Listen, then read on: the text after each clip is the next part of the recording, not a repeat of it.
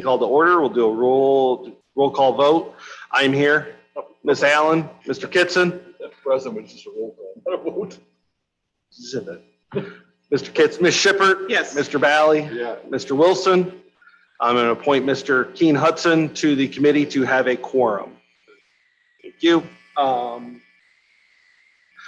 Approval of the previous minutes. There should be 2 meetings minutes in your onboard packet that need to be approved. Any changes or corrections as you guys see them? I read them. They look fine. Perfect. Then they will stay approved as read. Visitors, anybody have anything before we get in? Yes, sir. You want to come up here to red microphones? Microphone. Yes, sir. All right.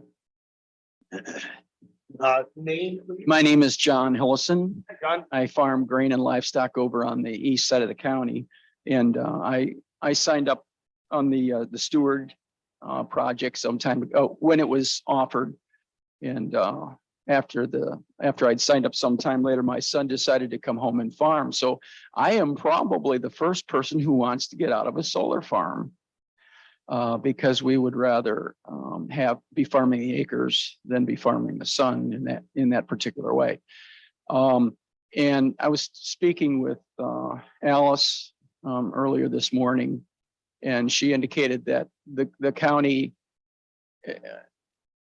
can't really codify anything that would allow me to get out of this. But what I just want to say is that that I'm hoping that in the process going forward, if there are additional acres presented to be permitted for this solar farm, that the goodwill of both the county and the developing company Hexagon be considered, and a willingness to let.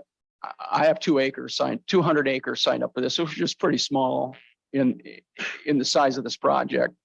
The permitting process is done based on the goodwill of the county. And perception that the company coming in will act fairly. I recognize I have a contractual obligation to Hexagon now, but I'm just hoping that in this process, as additional acres are brought in, that would be observed. The goodwill of the company is respecting the will of the county. The long-term desire of the county is to maintain agricultural base and agricultural farmers.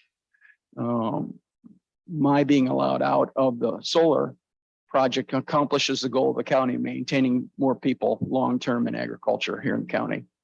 So I just wanted to mention that I'm hoping to get out. I've talked to the company, and there is some thought that if more acres come in, they may be willing to let me get out of the solar farm. So that's what I wanted to. People have commented, well, why don't you want to stay in the solar farm? Won't you make more money with the solar than with farming? Well, in the long term, we feed all of our corn to livestock, and we buy additional corn, and I don't know what the price of corn will be 10 years from now. And so long term, because we're desiring to continue another generation, we would rather farm the ground than have solar panels. So thanks for the opportunity to speak. I don't expect this committee to do anything about this today, but I just wanted to you have an opportunity to present myself in that situation.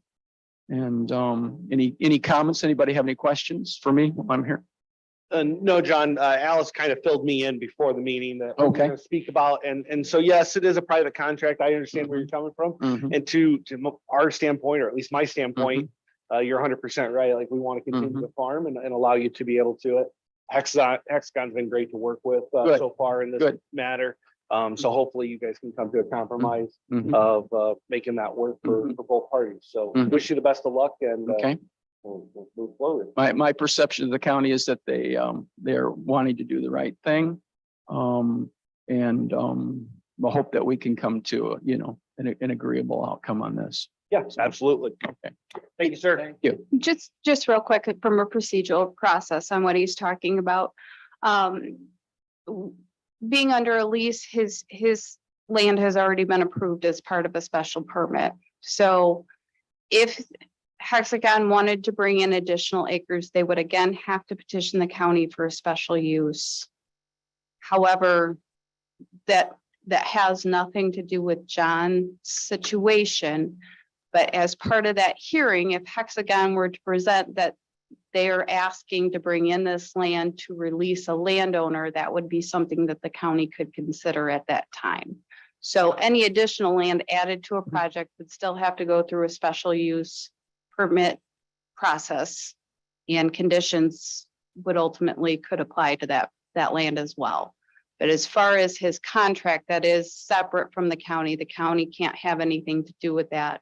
But I think that if the county knew the situation, that they would be agreeable to allowing additional land to come in if it was taking the place of land that was being removed from the project.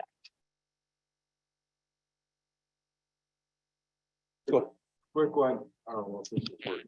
Yeah, quick question on this. So if it's special use at this time and Hexagon let him out of his lease and everything else, would we need a zoning change or would it just fall out of, just automatically be released from special use? There would probably, we could take action to remove it officially. That's another map amendment process that the county could do. We'll cross that bridge when we get there. How about that? Pre-warrant. Yep. I think that's the least of it. Yeah, right now, but Okay, well, thanks for the opportunity to speak, and thanks to Hexagon for their willingness to consider this. Thank you. Thanks, John. Okay, moving forward, we'll dive right into the wind ordinance. Hopefully everybody's had a chance to review the wind ordinance. Is it on board? It's in the resource folder, is it not? The solar is, I don't know if the wind is.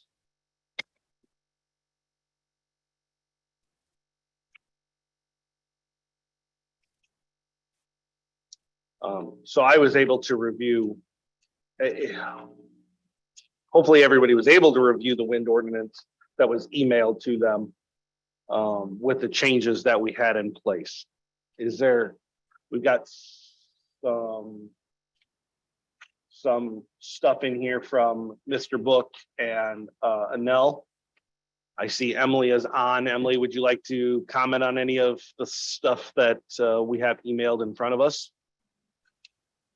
Good morning, everyone. Thanks for allowing us to be part of this discussion. Apologies, I couldn't be there in person today. I have not had a chance to do a comparison of the document that was sent out last week that's dated September 2nd and compare it to the draft that was provided at the last meeting I attended on August 26th. I've heard that it's the same ordinance. I guess for clarification purposes, could the committee chime on maybe some of the changes that have been made to this ordinance since the last Renewable Energy Committee meeting? Stephanie, can you comment on that? I will. Or Alice will, never mind. The only draft that went out last week was for solar. Oh, okay. So prior to that, I'm looking right now when the last wind energy went out, or the wind ordinance. So what she's referring to from last week was solar. It would not be related to wind. Okay, thanks, Alice. I just wanted to make sure I didn't maybe miss an email or something that had another wind draft that was sent. So to my knowledge, then the ordinance is the same as what we discussed or what was discussed on August 26th? Yes. Okay. Anel does have some comments on that. A lot of them sort of echo what we had shared or, at that meeting a couple weeks ago. We do have a letter prepared to share with you that sort of highlights those few items. So I can briefly run through those comments now, if that's an appropriate use of time here, or I'm also here to answer any questions about some of the things that we discussed last week as well, or a couple weeks ago as well. Emily, in this email, is there anything new that hasn't been previously presented to this committee?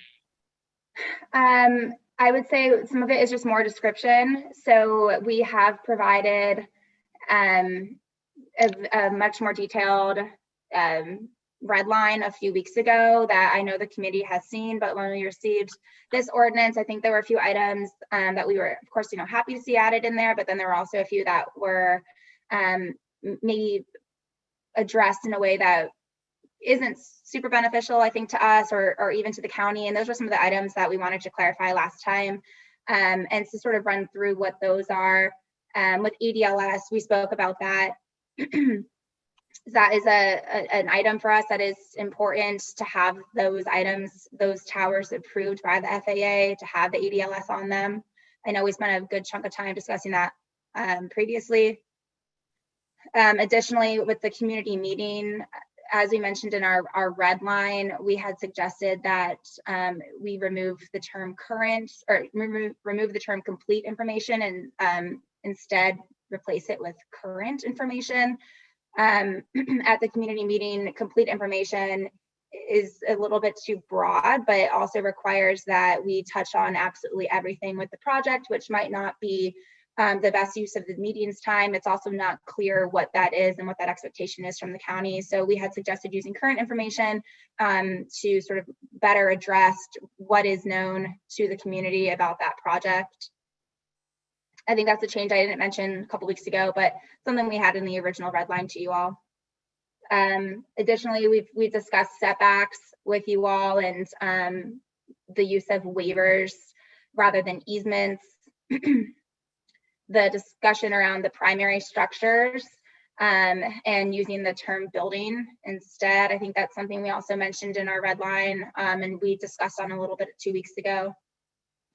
And we also have shadow flicker, sort of the conversation around the inside versus on. Shadow flicker inside of a residence was something that we wanted to bring up to the county. We've discussed that a few times as well, but haven't seen that change implemented. I'm just running through the list of what's going to be in this letter once we send it, but most of these items have already been brought up to the county. It's just items that we haven't seen fully incorporated yet, and maybe wanted to see if there was time to open that up for discussion today. We also had a few, again, with just the drainage plan, decommissioning, and wildlife criteria. So, I don't know how much detail we want to go into this today, since these are items that have been discussed previously. No, I appreciate that, Emily, and I'm looking at Alice and Stephanie from the previous meeting. A lot of this stuff was, to their point, definitions. Was this all added to the ordinance, or? I think there's a couple of things that have been overlooked, but I guess just to recap, with ADLS, we did not agree to any changes, correct? DLS, we did not agree to any change. Okay, It has the to- expiration of the SUP, we did add language that they could request an extension to their permit. Yep. They are confused by us adding language that would allow them to come in as early as 30 months to extend their permit. We just don't want you to wait till the last minute. Essentially, that's why we added that, was to give them the idea that they can come in as soon as 30 months, that they don't have to wait to 36 months to ask for the extension. If they do, essentially, they're going to be in a bad position anyway. So the purpose of that was just to give them more time to, or give them a heads up that they can come in sooner. Yeah, just speed up the hearing. Community meeting, you guys did agree to change complete to current. Setbacks, We did talk about waivers. yes, and would agree to waivers. Primary structure, we did not agree to any changes to that definition. that I can recall. Remember that. I don't believe we Okay. did either, and we really outlined it there, so. Shadow flicker, again, I think these are changes that this committee did not agree to. Correct.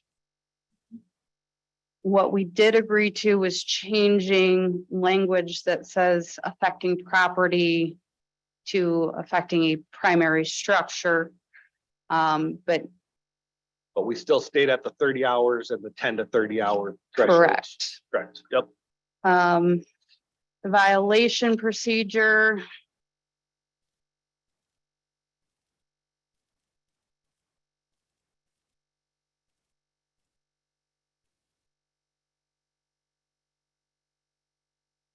Does anyone have any thoughts on violation?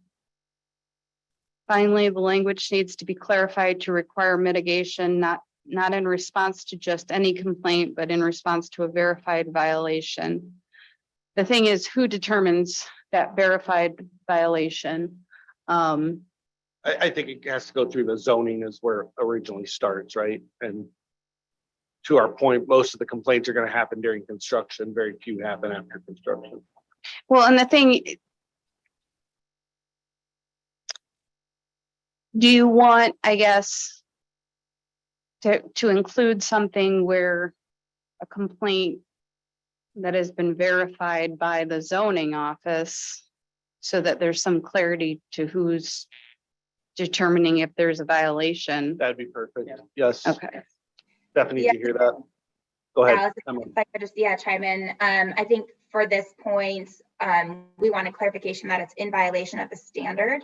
So just clarifying that it's not meeting what's required in the ordinance. So someone could complain about something, but if it's not a complaint that's in line with what's listed in the ordinance, then that wouldn't really matter. It needs to be a violation of the actual standard in order Correct. to be. I don't, if it was just a complaint, I don't feel that it would be a verified issue. It wouldn't be a verified violation. Exactly. That's where the zoning office steps in is, if we do get a complaint, we're going to let the company know, hey, someone says they're having a problem with this. I don't see any problem with you complying with the ordinance at this point, though we would ask you to reach out to them, see if you can work it out. But as far as obligations, I mean, if they're in violation, then of the They're an ordinance, obligation of ordinance, but right? yeah, so it all goes through the zoning office, because you're always gonna have that person who's mad because it's white instead of being green or whatever it may be, and they're gonna complain about every little thing. That may not really be an impact to the whole project. So, drainage plan. Okay, we'll add the I also had- language. Sorry, I just had a couple of questions on shadow flicker. Regarding the use of the term inside of a residence, will that be incorporated, or is the county still trying to use the language on?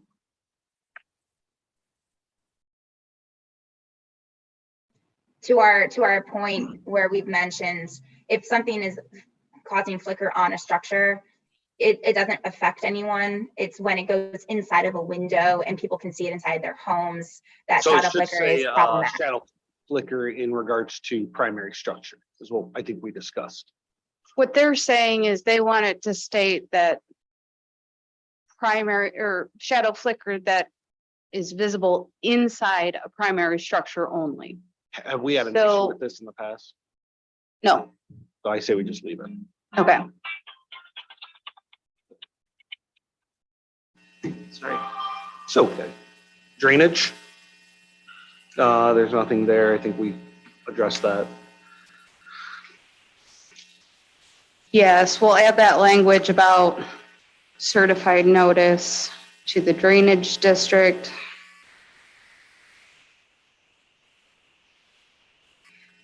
On the drainage plan, though, in the involvement of the drainage district, we are just requiring them to are we requiring them to work with them? No, we are just requiring them to notify the drainage district. Okay, because I think the language currently reflects that they would have to work with them, but we're gonna, Well, it goes back to the conversation that we had that you've got some Right. drainage districts that nobody knows who they and we are. kind of left it it was kind of left open-ended. Yeah, so I think they just need to notify them, because they're all gonna turn to us and say, okay, what do you guys recommend? Because they don't have the skill set to necessarily deal with the complaint. That'd be a fair statement. Well, it wouldn't be a Or deal with the- complaint. Or not They're complaint. supposed deal to with be the- helping plan. them develop a drainage plan. So essentially, they're gonna be working with engineers as well.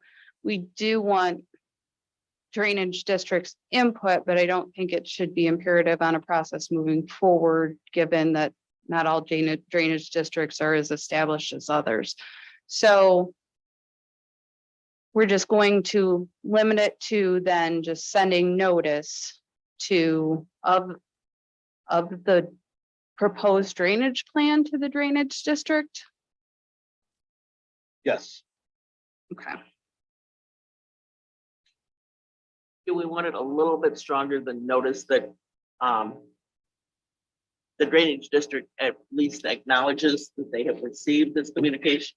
I've seen some of the drainage districts and they might not even get around to that, right? So. Um, Yeah, I but get that. Well, and that's, I think, where the certified mailings coming in is that we're using certified to verify that there's actually Yeah, receipt.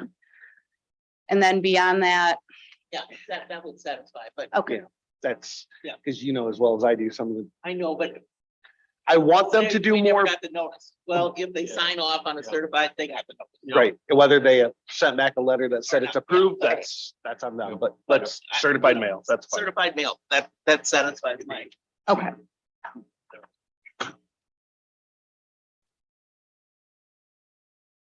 They've said they've gotten it that way, whether they read it, whether they did anything. Right. Yep.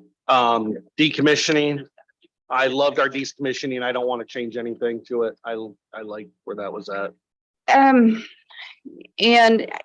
from what I had recalled, the estimate would be presented by the applicant and then reviewed by our third-party engineer. Does that ring a bell to you? This is saying that there would have to be a mutually agreed upon engineer. That's, that's what we discussed at the last meeting. And I was gonna bring that up in definitions. The third-party engineer, the concern from, I guess the development side will speak for National Grid Renewables, is that not everyone is gonna have the expertise to review a decommissioning plan or, you know, a lot of the things that go in to a wind or solar farm. So paying for someone's services who we don't feel has the expertise that has been selected by the county is not something we would be agreeable to. So a mutually agreeable, so someone we have had the opportunity to look at their skill set and say, yeah, that, you know, we'll pay for their services because they have the skill set to do what we're asking them to do. We think that's fine. That makes sense. Because we are new to this, we don't have a list of people that we know who can do a You just decommission. wanted to say mutually agreed upon engineer. Yeah. Okay. What happens if we can't agree? And that's where it goes back to, what if the county doesn't, or what Alice, if we they had don't? added suggested language for that exact circumstance that we've used with counties before. In a situation where a mutually agreed upon engineer cannot be decided, each party, the county and the development company, would select their own engineer, and then those engineers together would identify a mutually agreed upon engineer. So that way you can kind of resolve that potential standstill. And other counties that we've worked with that have, you know, reviewed by a third party engineer, typically they have a list of like, you know, 4 or 5 engineers that meet their qualifications for their other engineering review type stuff, whether it's infrastructure, whatever it is. And then, you know, our engineers will look at that and look at what other services those firms offer and say, yeah, you know, engineering firm A has the staff on hand that can review this or whatever.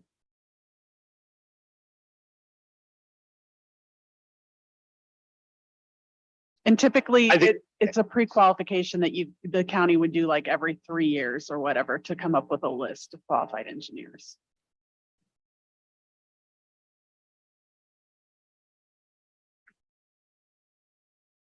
I think that we understand where the change needs to happen. Stephanie kind of have an idea of where it needs to go and what needs to be said into it. We're all where we all agree that it needs to be there. We just don't know how to say it. So that's where you get to come in. So. Okay.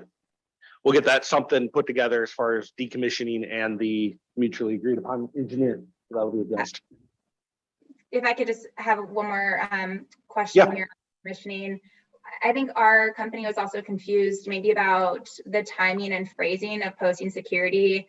If it was, either part of the letter of credit or if it was part of the escrow. Usually those need to be the same sort of phasing and timing. We thought it was a little odd that it was different based on the type of security that you're posting. And we had asked that it would be the same and probably match what's done in the AMA. And that was something we included in our red line and we didn't see it addressed. Wondering if the county could maybe address why the phasing is different based on forms of security. Yes.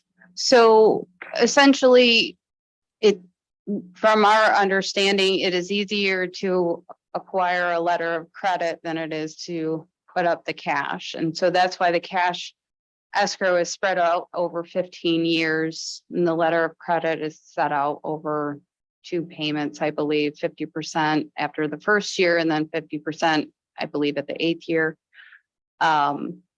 Because of that. And we do not wish to adhere to the AMA's standards for that because we feel it leaves the county open during those initial years that if something goes wrong, there is nothing posted to protect us. So that's why we have chosen to present the 2 options that we have in the ordinance. Okay, thanks for the explanation. I know we've talked to you guys about this, but I just didn't know the reasoning, so that's helpful. Thank you, Alice. Wildlife.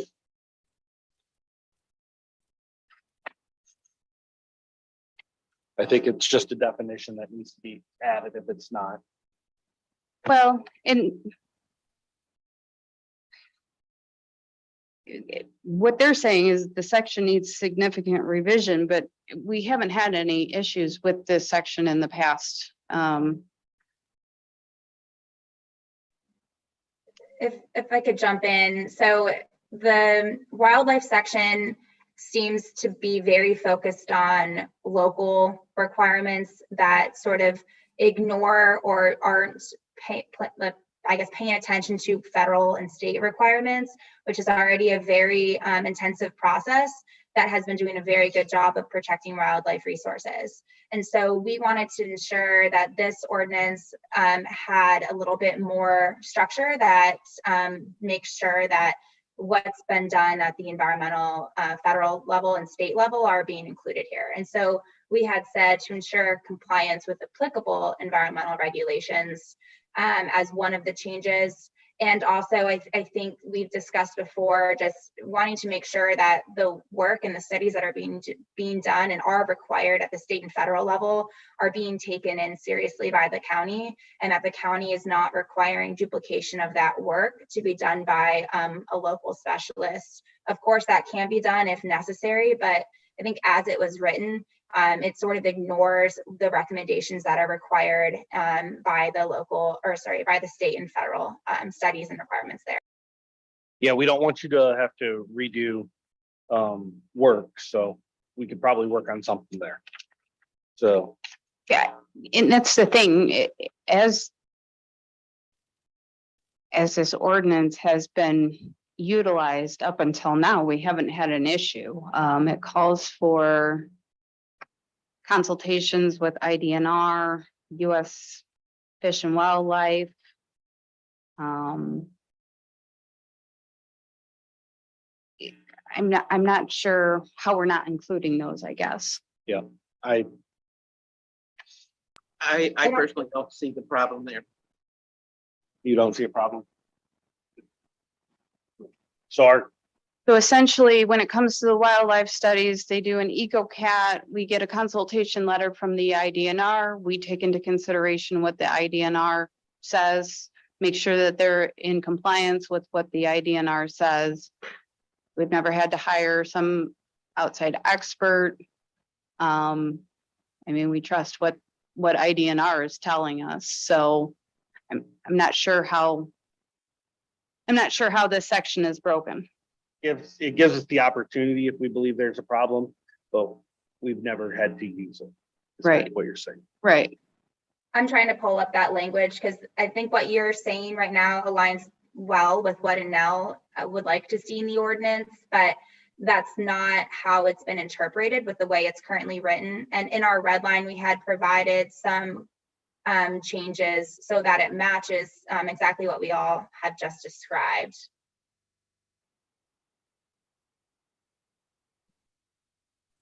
This was the section we worked on, and I have updated language there because at some point there was having an expert with not less than 10 years of experience. Can you read the And- whole, read it to me?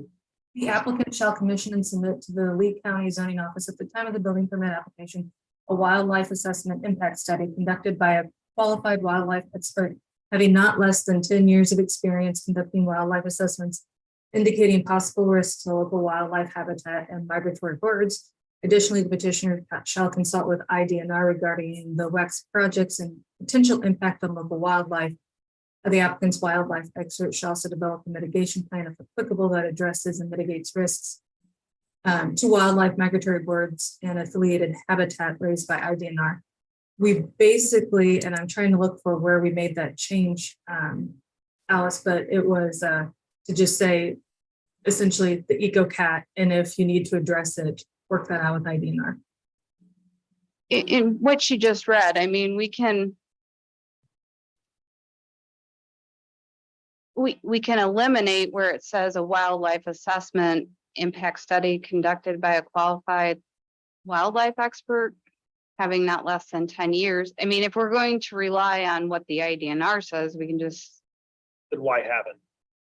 but, Then you have to find an expert that's got 10 years. but an impact study is different from a consultation letter from the IDNR. So, I don't think we want to rely solely on IDNR.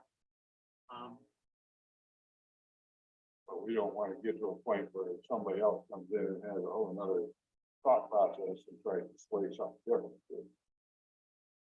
Okay. I'm just thinking of, any government agency is slow to respond, bogged down. That I'd like some outside opinion on this also.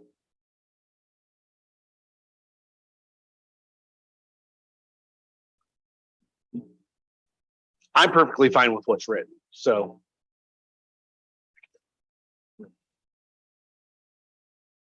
Bailey? No, go on. Okay. So.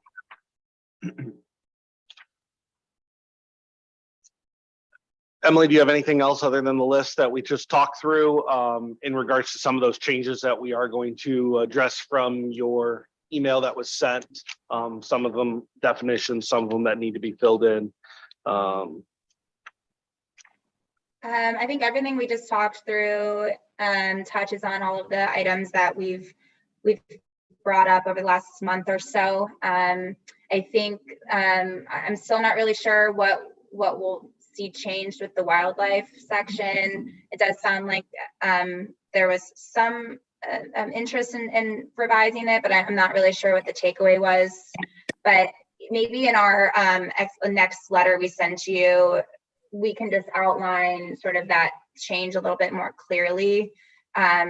If in case there were any other questions on that, to just help identify what our request is there. just to recap, no change to the wildlife section. No then. change to the wildlife from what Stephanie just read. Okay. Anybody else with anything in regards to wind energy? Yes, ma'am.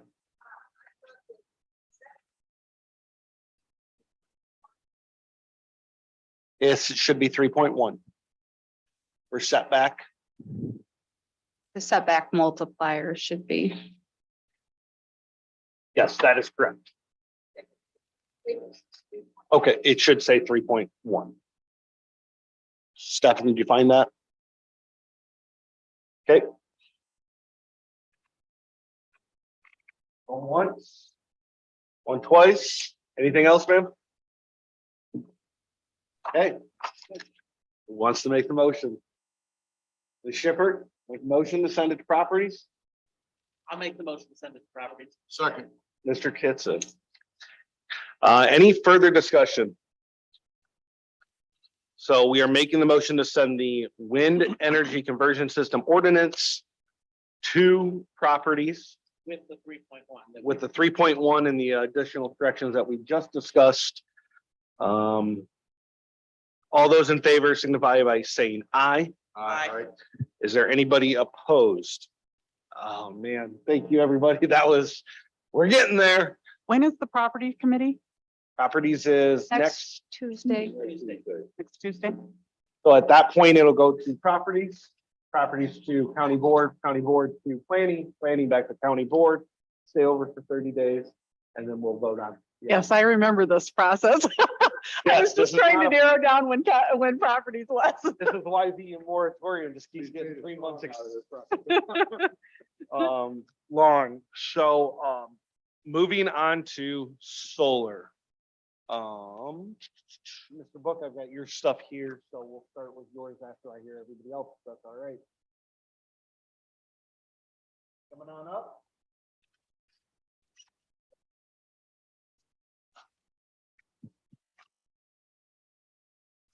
You guys have the new ordinance, I'm assuming, in place. We're glad you're able to join us after your delay in traffic this morning. So Well, stuck. Thanks for waiting on us. I hope not too much of a delay here. no, you're fine. So go ahead and the changes that you see necessary or corrections that you may have, please let us know and we'll work through them right now. Great. Yeah, everybody, good to see you all again. Scott Reamer with Hexagon Energy with my colleague Will Hansman. We got the revised draft here, and in general, you know, not to sound overly complimentary or anything, but it looks really good to us. We're really grateful. It's something that we feel we can really easily work with. Few small things that wanted to just kind of cover really quickly, but in general, it's very well put together. And I'd say an exemplary bylaw for solar from what I've seen in other counties and areas. There's a few small grammatical things throughout that don't really matter, but I'm happy to provide. So the grammatical things, let's just talk offline, like if it's Perfect. a comma, if it's a Perfect. there instead of there, let's just Yep. worry No, about and then- those offline. Perfect. Which we can do that later. Yeah, on page 2, there's a reference to a pipeline, which I think is a legacy of the old pipeline ordinance that may. Yes, there's actually, I think maybe 3 or 4 pipeline references that need to be updated. That was one. Okay, and then the next thing on page 7, you know, there's the visual screening agreement that's put in place of either us installing a visual screen or making a payment to a neighbor. The way it's written, and we talked about this last time, is to say if the neighbor doesn't agree to sign a memorandum, if for some reason there's a disagreement on how that's going to work, then what I think my understanding is that we pay them that payment and then that's just provided. I could be misunderstanding that, but the way it reads is it still requires a signed memorandum of understanding between a neighbor and between us. Now, in all circumstances, we're going to bend over backwards to make sure we're all in agreement with everybody. But the way the world works, sometimes you run across somebody who maybe they're just not even around in a timely fashion to sign something. And then we wanted to see if there's a way to just make some language that makes it clear that we have to show proof of payment if they're unwilling or unable to sign a memorandum. So I'm going to defer back to a certified letter. You send them a certified letter with a check in it, they sign for it and they decide not to cash it, that's on them, right? Okay. Like, shame on you for somebody giving you free money. I think that's it. Is there a way to write that out in there to clarify it? I didn't see it written so. So the owner of the adjacent non-participating dwelling does not elect one of the above 2 options. No visual screen will be installed and a one-time payment will be provided as described in the first option. And then So- Proof of, we can add a line that says proof of payment by a certified mail must be provided to the county within 30 days of, Well, your proof of payment shall be provided to the zoning administrator would be your, That's fine. your certified letter that says, here it is, they signed for it. I know this is going to sound unusual, but it's happened a few times, but, we've had several property owners that don't opt for anything. They're like, we're fine with the project. We don't need anything. So they don't want a payment and they don't want a visual screen. So we're not going to pay someone, just FYI, when they tell us they don't want it.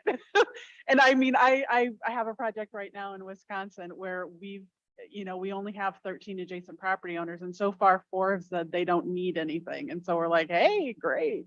So I'm just saying there needs to be something in there that allows for, if they don't want that, we're not paying them, FYI. You're okay with paying it. They just said, no, I don't want your money. Right. So we could come up with something there. That's pretty darn easy. Yep, thanks, Steph. Yeah. I mean, yeah, I just FYI, if they don't want, if they say we're fine with everything. Yeah. We'll put something. Okay. Yeah, so I think on that one, that's a good point. It would be a very interesting situation to run across and Yeah. very favorable. Just the way it's written with number 5, point number 5B there, it still looks like it just says the memorandum of understanding still has to be provided. So if we just add a sentence right there that says, or proof of payment with that. Yeah, we can come up with something, just that end. section 5, that if just proof of payment, that they did make the payment, and if they choose not to cash a check, then Okay. I see where you're at. that's on them. Like I can lead a horse to water. I can't make them drink. Yeah, and you can even say, a narrative of the outreach or conversation proof narrative. If you want something like that, we're happy to provide whatever's needed to make sure that things are above board, but just to make sure we're clear on that and have a process for it. The next thing, and this is probably of all the things, the biggest question we had on page 16, the first 2 paragraphs. Those look, and I wonder if you could just explain a little bit. They look like 2 substitute actions. One is saying a minimum of 50K cash bond required. The other saying, and 150% of an engineer's estimate for this is for decommissioning. Reading through both of them, in my mind, the second paragraph makes a lot more sense to have, because you're having a professional engineer provide it. 50K per megawatt makes a lot of sense for small projects, and I've seen projects with half that or double that in the Northeast, for example, where I've done some work for 2 megawatt projects. But when you have several hundred megawatts, you end up with a much bigger economy of scale than you do when you've got only a couple of megawatts. And so having an engineer's estimate and then making it 50% more makes a lot more sense to our end than just the 50K per megawatt across the whole board. So I wondered, A, could you speak to the 2 elements there? And then is there any room on flexibility with that 50K for larger projects where you have economies of scale? so the decommissioning cost estimate will be 150% of the estimate, or the financial security. What that 50,000 per megawatt is saying that in all instances, so no matter what your cost estimate is, it has to be a minimum of 50,000 per megawatt. So if you give us a cost estimate where it turns out that it's only like 10,000 per megawatt, that's what we're saying. That's not going to be sufficient. It's got to be a minimum of 50,000. So that's in there as a threshold. And then the way it's written, though, one, it looks like they both have different instruments too. So you have the 50K cash unless otherwise agreed upon by the county board, or decommissioning bond of some sort, which is kind of our preferred. That's the easier method, and it's just a more affordable method. Well, we want to give you guys the option, right? If we have a 2 megawatt project who just wants to write you a check for $100,000, then do that. Right. But we want you guys to be able to sign up. Like the ideal way that this works is do the 150 every 5 years, update your bond, and away we go on with life. So that makes perfect sense. So, and I guess that's why the way it's spelled out is at the county board's discretion to allow for something else. Okay. 50K still seems a little bit high for some of these projects. I get that you don't want to I agree. 5 or 10, But I wonder, could we meet at like 30 or something like that? Because that is. That's what I more was in just line gonna with say. More It's, in line with what we've seen. yeah, in 25 to other 30 is typically what we see for the cost for decommissioning. Again, and we wouldn't say that without. I don't know where you guys came up with 50. That's no number. Stephanie, do you have any? It's a nice round comment there number. of what you're It's not seeing from other accurate. counties? Oh, hold on, Mike. Go ahead, Stephanie. No, you're fine. No, that 50 is just what I was directed to put in there. Oh, okay. Yeah. And that's what it's been since this was created in 2018. Oh, okay. So, But wasn't anything that this committee added, because I couldn't No. remember. We can live with it. It's okay. It's just a little higher and would make things, every little piece adds up in terms of us trying to get all the financing back up. But 30 would be a little bit more reasonable and fine with, getting financing parties on board and comfortable with it. Just make our job a little bit easier. Like I said, we can live with it, but it'd be nice if we could get it down to around 30. Z and I'm on the other fence of how great they've been to work with, that I'd split the difference and go 40 even, like anything counts, right? Like, Better than a stick in the eye. just the way that everybody's worked through this project, you're telling me, hey, I want 25 to 30 and we're saying we want 50. Like this is a compromise, it's a dance, and I'm perfectly fine with 40 personally. It's still a little bit higher than what they're comfortable with, but we're able to give and take. I'll I think that's reasonable. Anybody else? That's great for us. Okay, well, okay, 30, yeah, well, I'm fine with it. Mr. Kitson? Well, I mean, I just think, you, first of all, a couple things like, I think it ought to be measured in context to like, what does it cost to build a megawatt? And maybe somebody say, well, what it costs to build it has nothing to do with what it costs to take it down.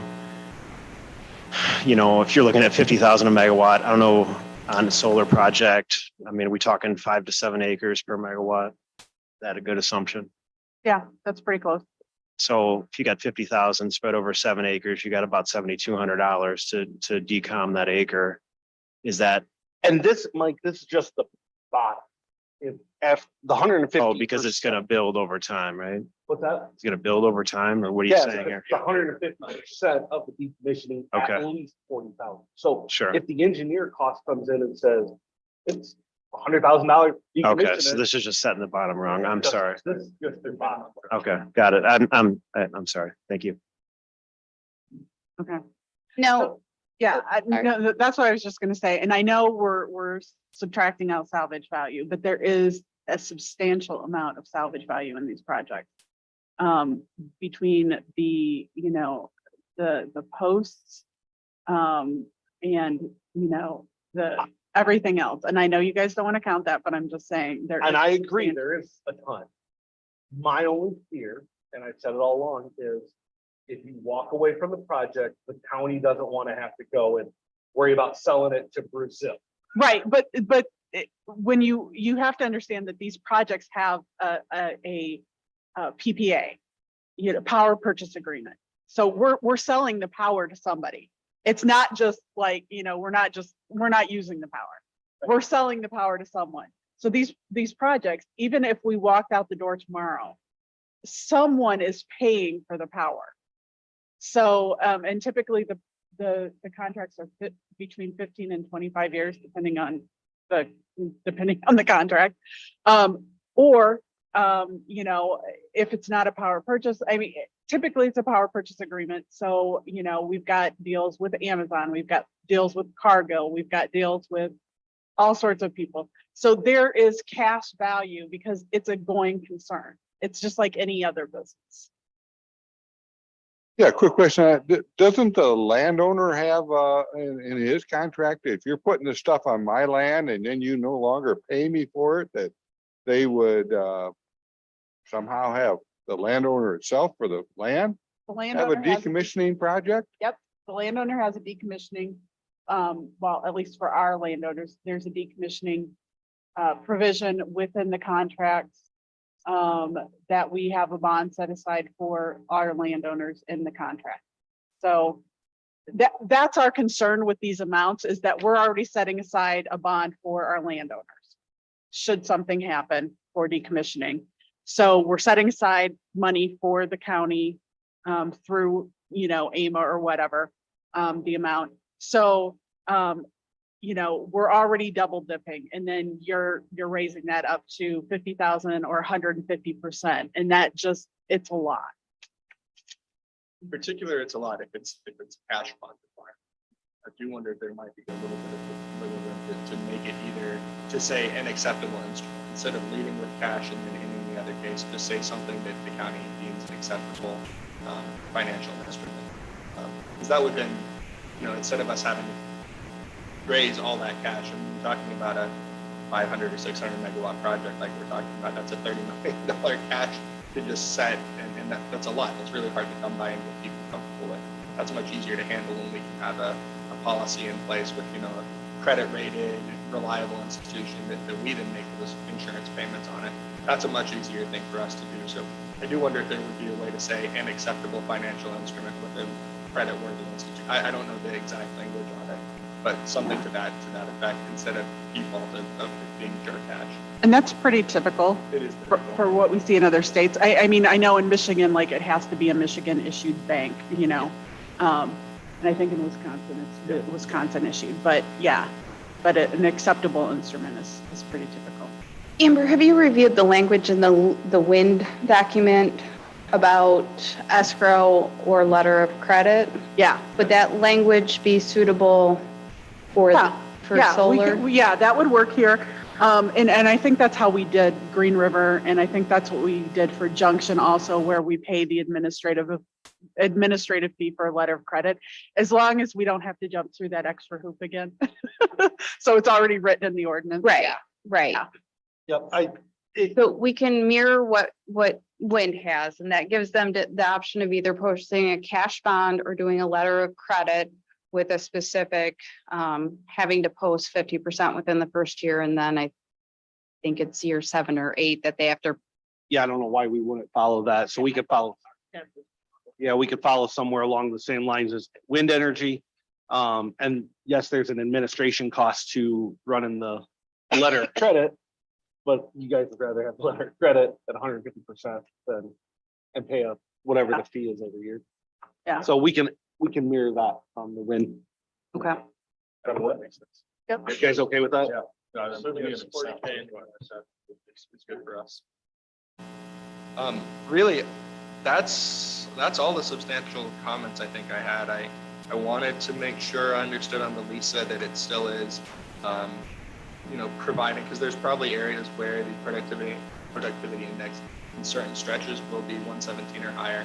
But just wanted to make sure that still it's a consideration. It's not a determining factor per se, but it just goes into the permitting process. Clarify the understanding there. Yes, it's a consideration. That's the difference between Class B and Class C dirt. That's here in Illinois. That's what we live and breathe by, right? So, but if it's 117 and below, it's well supposed to be in a rubber stamp in my opinion. Yeah. Now everybody else has a different opinion as county board member, but we want to make sure we have that. No, I think it makes perfect sense to have it as part of the consideration, and then requiring us to then point to say, well, here's the planters, as you guys spell out, here's the plants for planting, here's the conservation techniques we're taking to make sure the soil is rejuvenated. So I agree with the process, and that's really all the substantial comment I had to offer. So I do appreciate the hard work on getting this put together. Well, I don't know if you had anything else to add, but no, nothing really to add. I think Scott pretty much covered it all. Getting to the heart of decommissioning, which I think was a big one. But outside of that, the biannual reporting requirements that I know we talked about last time, getting those written in the narrative, that all works quite well for us to keep the county updated on everything, especially in light of PJM's delays that are somewhat unpredictable. We're able to keep you all updated when it's getting close to its expiry date ahead of that 36-month period, but before 30 months. So seeing that all written in would be great. But other than some of the small changes that were here and there, everything else is good. And the last thing is, I do think adding that in Ag 1, that this is an Ag 1, makes a lot of sense for you as the county, because that effectively lets you have zoning for where these things can go. So if you want to keep somewhere kind of suburban or something like that, this is a much better tool for you guys to be able to determine where that goes rather than just based solely on leases. So I thought that was a Yes. smart add on part. So good job. But thank you guys for working through it. We're grateful for it and like the way it looks. Good. Good. I have Well, some, you got something, Amber? I have a few things. Okay, let's go. They're just little and hopefully will not raise any issues. On page 4, 6B, you talk about the exclusion zone, but it is not defined. So I would ask that you add the exclusion zone to the definitions because it doesn't actually come up until the setbacks on further down. So I would just ask that I think the exclusion zone should maybe be added to the definitions. Yeah, that's why I said, hopefully none of these things will be big deal. And is that different than the dwelling exclusion zone number 7 that's defined? That's the same thing. The Yeah. dwelling They're ex, close, just change Yeah, I guess. yeah, You just want to, in the yeah, first part, on page 1 or 2, right? yeah, right, exactly, right. Yeah, so that's pretty easy. The fencing setbacks, the fences around so this is on page 5. Number 4, fences from a platted subdivision shall be set back 400 feet from the subdivision property line. Our only concern there is like when we have, it's easier for us to maintain the property if it's inside. So we could do pollinators, we could do maybe there would be stormwater ponds that could be used, put on that property. It wouldn't be panels because that wouldn't be meet the setback requirements, but we would like the ability to have that area within the solar project because then we could, have it planted and stuff. If it's outside our fence, we're not going to be able to maintain it. And this goes back to when we discussed this 2 years ago. I know. And that's kind of where, like, and that's the struggle, right? Some people don't care if they see the solar panel. Some people don't want to see the fence. Right. I don't want to see the fence. I'll put up solar panels without any fence all day right next to my property. I don't care. Yeah. But I feel like once you put the fence in that's 8 foot tall, I feel like I'm living next to the jail. And if I want to live next to the jail, Yeah. I'll move up here to the prison. And so that was the compromise, right? Of moving it away because you have both these different landowners who both want, like my wife and I are very different. She's like, I don't want to see solar panels, put the fence right here. Where I'm like, so we are, even in our house, we are fundamentally different. Yeah. And so this is just given the ability for non-participating. And that's where you can work with non-participating residents, with waivers, with payments, with visual screening buffers, so on and so forth. But we had to set up, this is the threshold, and anything from here is always going to be done on a waiver from the non-participant. Okay. But that's a subdivision, so that wouldn't be able to be waived unless you request a variance. Oh, correct? the subdivision? Yeah, Would that's not, no, because you're dealing with, you'd have to get every single person to right. sign off. So that's the concern is that's, so that's the only one. The other one, we understand the other one. It's the fences around a platted or adjacent to a platted We're subdivision. just talking the subdivision. And that's the thing. If you go and get every single property owner up against that subdivision and get them to sign a waiver, nobody cares. But that's, Yeah. Okay. that it goes back to the same thing. You've got, my wife wants this and I want this, and we'll compromise and we'll get whatever my wife wants. Yeah, exactly. Gotcha. Yeah. Compromise with what they want. Okay. It's a liability issue. We will not maintain it. A storm. No, we won't lease it. We will exclude it and it will be somebody else's property. Oh, the landowners. Will be the landowner. And that becomes a problem also because then how will they get back their fees? Right, but there is a lot of space, but it's not enough necessarily. Right. Right.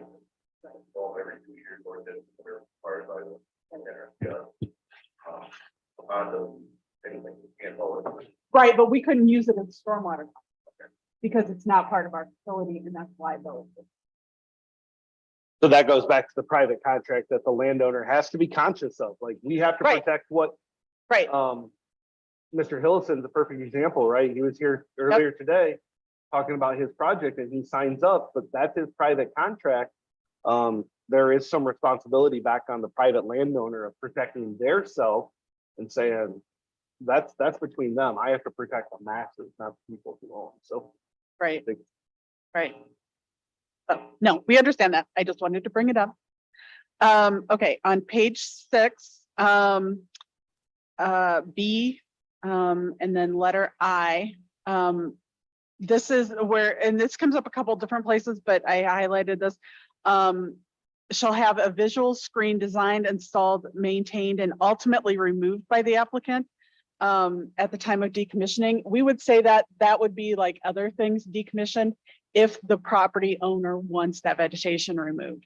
Because if they don't want it removed, and that would just be like anywhere that's mentioned in here. If they don't want that vegetation removed, we're not going to remove it. that's where it goes to section B, right? Yeah, The owner of the adjacent non-participating shall have it installed, blah, blah, blah. yeah. And it's mentioned in the decommissioning also that if they don't want the vegetation removed, we're not going to remove it. Because a lot of times, especially if it's on the property line, they can use that as, you know, a windbreak or a windrow or whatever. And so if they want to keep that, when it goes back to farming, they can't. We wouldn't remove it. This windscreen would be on the solar property line, not their residential. Right. Thing, so it would be up to the owner of the property, not the owner of the subdivision property to remove it, right? Right. That's what I'm saying, but it's saying we have to remove that as part of the decommissioning. And what I'm saying is that that's up Up to to the that property owner. Yeah, if they want to keep that after the project is decommissioning, that should be up to them. Subdivision owner does not have any input No. into that. No. So I just wanted to point that out if we could make that change. Let's see, we already talked about the visual screening. See, these are all pretty easy. The only other concern we had is that the notification of a half a mile for the project, and that's on page 9. So the notification for the public hearing is, or for the, what is this, the community meeting is 1,000 feet, which we're fine with. But the notice of petition goes out to half a mile. That's from the boundary of the solar project. That's pretty big, and that's bigger than anything we've seen in almost any of our projects. For a solar project, it's not like a wind project, you can't see it. So send out public notices for half a mile from the boundary of the project, that's pretty extensive. I would agree that's larger than we've seen. We can live with it, but it is pretty big. Yeah. What page is the language on? Page 9. Oh, I'm sorry, page 9. It's 1B. number 2. Well, No. yeah. No, No, it's no, number 2. Number Notice 2. of petition. Halfway down on page 9. Yeah, 2,640 feet. Like I said, it's different than a wind project because it's not something you can see from half a mile away. It would make sense to keep the community meeting. And the notice the same, 1,000 feet. That's pretty standard. That's what most of our state permits require. Is 1,000 feet. So is it its cost or is it? Well, it's cost and it's a lot. I mean, it's a lot of figuring out. A lot of times the GIS information that we get from the counties is not It's more accurate. It's an administrative process. Yeah. It makes our life a little easier. I have no problem having everybody in the county know about the project. Yeah. Well, that's what I was curious about. Yeah. For each additional, 50 feet you go, you get kind of exponential increase. Yeah. I don't know if it's 50 feet. Yeah. The more you go out, it does become kind of an administrative issue trying It's an to. administrative thing. We can deal Yeah. with it. We'll do whatever we need to, but again.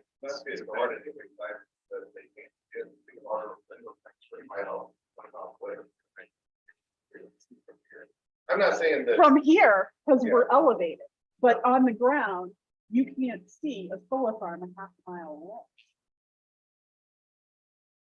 You're on the road. 20 miles, I can see it really from my house. You can definitely see it. Yeah, I'm just thinking it should probably be consistent. I think if it's 1,000 feet for the community meeting. community solar, Yeah, it probably should be 1,000 feet for the notice of petition for the actual. That just Okay. makes our paperwork process. Yeah. a little easier 'cause it's the same list that we send. right, exactly. This was taken from the wind ordinance. And with us, So the, taken from the wind ordinance. Right. So, just making a comment. so essentially, we did adopt that for the wind because of the visibility. Right. It's been carried over into solar. I understand what they're saying. We can reduce the amount, but I just want it known that I don't want to change that though in the wind ordinance. I still want that to. Right. And like I said, I think that's fine for wind because like I said, you can see those from much further away. I would have no problem with the consistency in this at 1,000 and your neighbors are gonna talk to neighbors. but Right, right. And I think 1,000 is perfectly acceptable. Like I said, that's what we do for a lot of our state permits is 1,000 feet. Yeah. From the edge of the property. So the entire project, it's 1,000 feet in every direction. That's quite, yeah, that's quite a bit. Oh, I did not.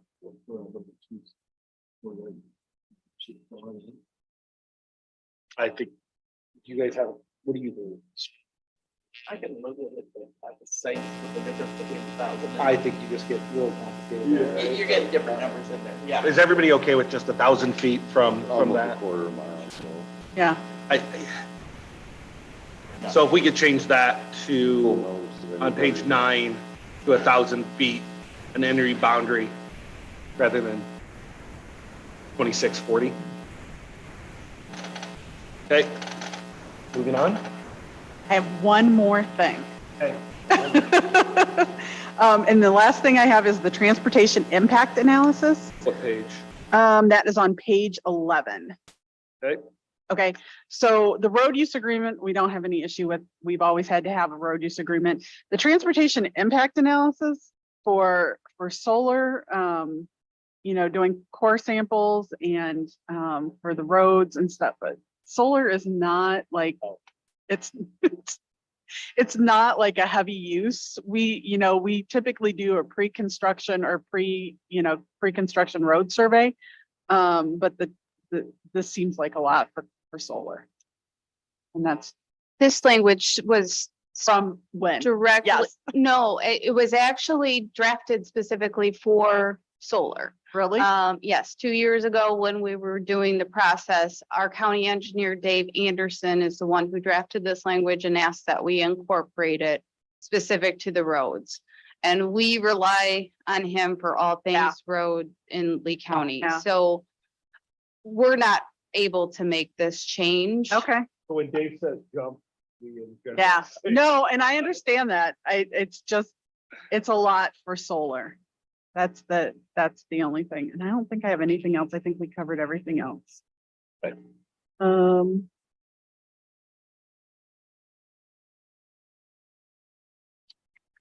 Then that was the last one. You get 0 more. Yeah, I think we are covered all the escrow stuff. I do have a change that I did add to share with you guys. We're currently going through a hearing on a community solar. We ran into a situation with the screening. How the language currently reads is that any adjacent non-participating landowner has the option for visual screening. The problem with this community solar is that the parcel it sits on is over 600 acres. The project, the leasehold area is actually only 24 acres. So the majority of the people that are non-participating and adjacent to this property will not be impacted by this project because it won't be visible to them, given the location, the trees, everything in that's already existing. So in considering going forward, I drafted language, it's found on page 6 under the screening section that divides the screening requirements into projects 5 megawatts and under, and those projects over 5 megawatts. So essentially, projects that are under 5 megawatts, which would typically be a community solar, would require screening immediately around the project fencing, so that all the screening will be done at the project area. For projects over 5 megawatts, then we get into your screening options where you have the ability to have screening placed or a payment. I feel the impacts of a community solar are a lot less than that of a utility scale. So changing this does make sense from a policy standpoint. So I guess I just want your guys' input.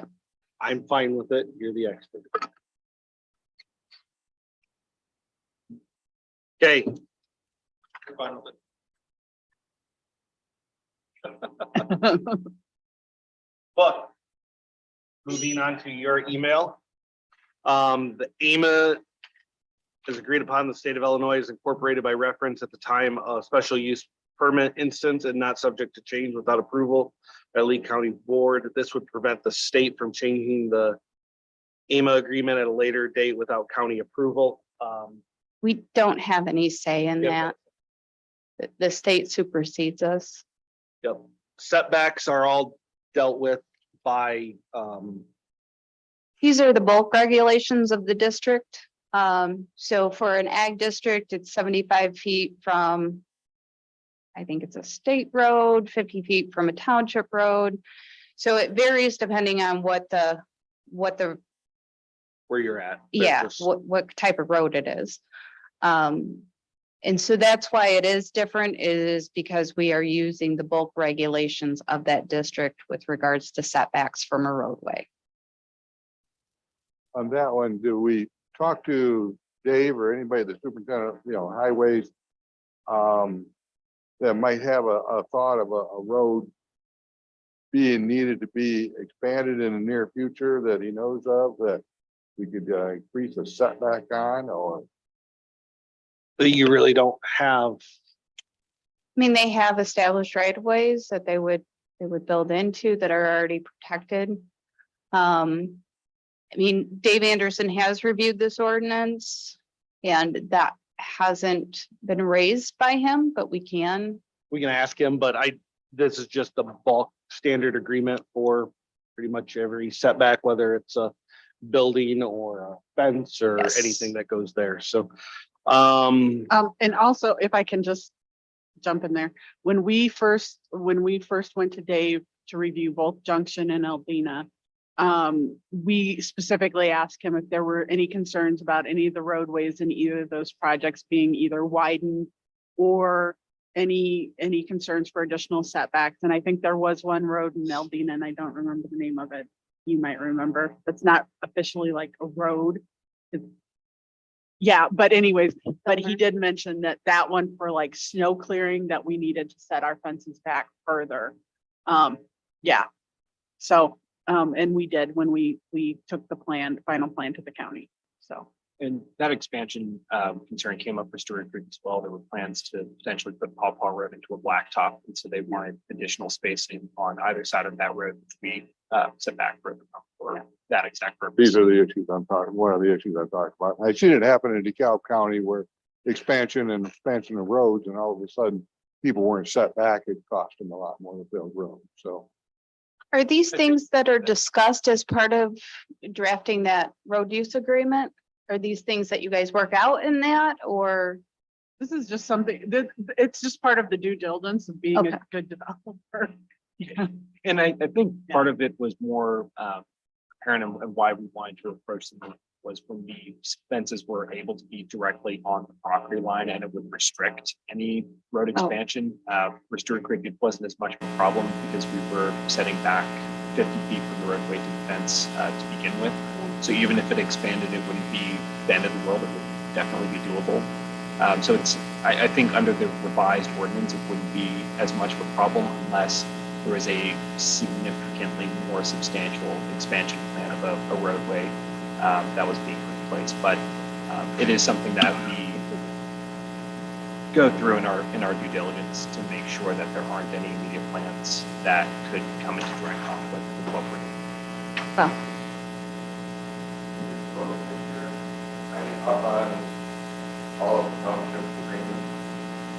yes, the townships have a road use agreement in addition to the county.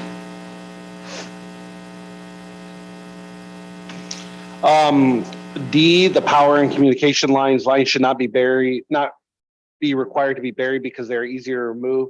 We actually talked about this and I believe we did Did decide. add language to allow them to We do. use cable Based off- management. based off of all that. So that should be added in there. Also, the community meeting that is required, notification by mail, social media, and also newspaper should be required instead of suggested. The thing is, there's no actionable item out of a community meeting. So it's really hard. I understand they want to get as many people there because they want to cut any potential problems off at the head prior to coming into this room to have a zoning meeting.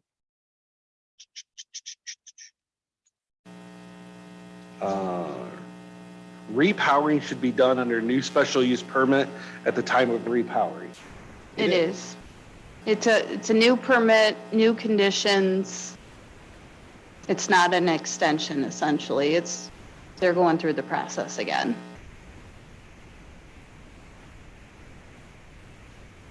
Yep, so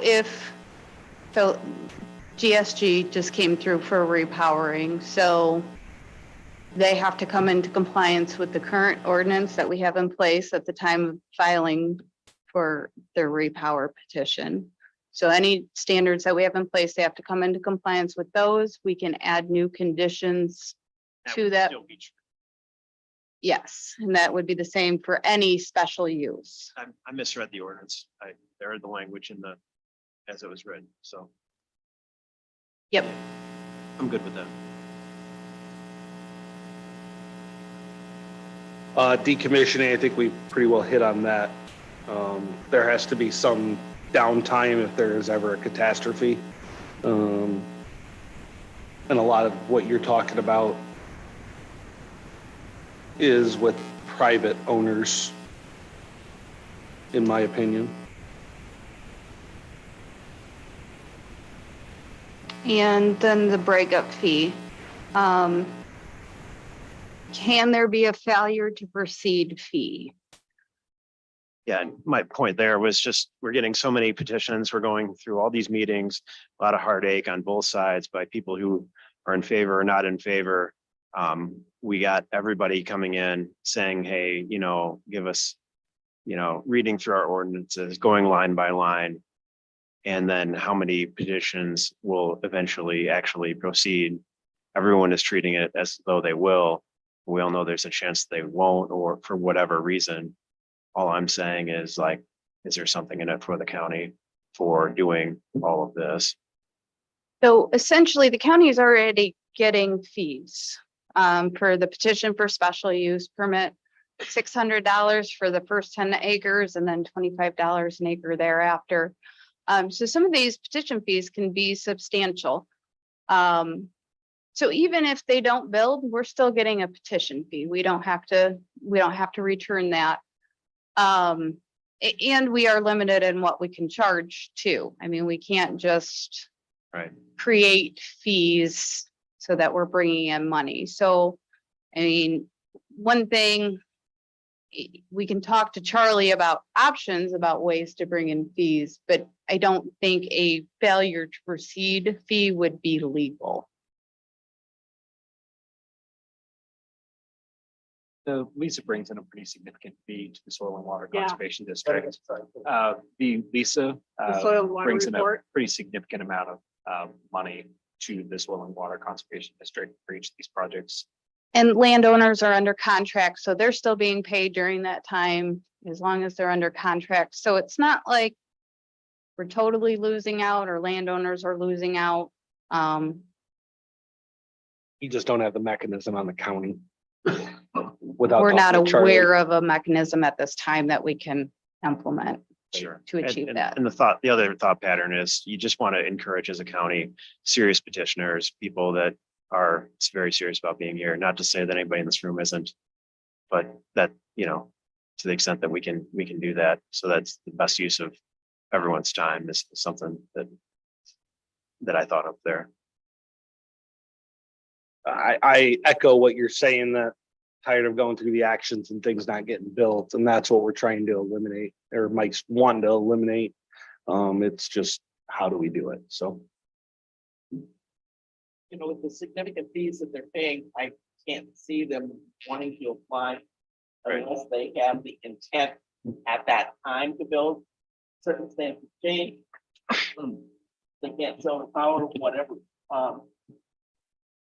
But at risk of in all of these projects that they're not. And I guess for small projects, they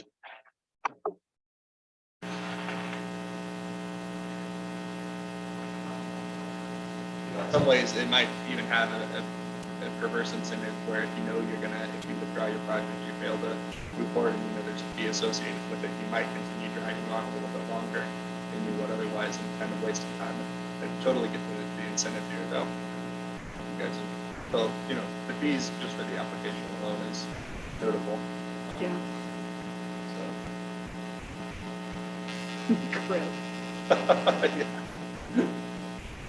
Anything else for the good of the cause in regards to solar energy system that has not been addressed here over the last year?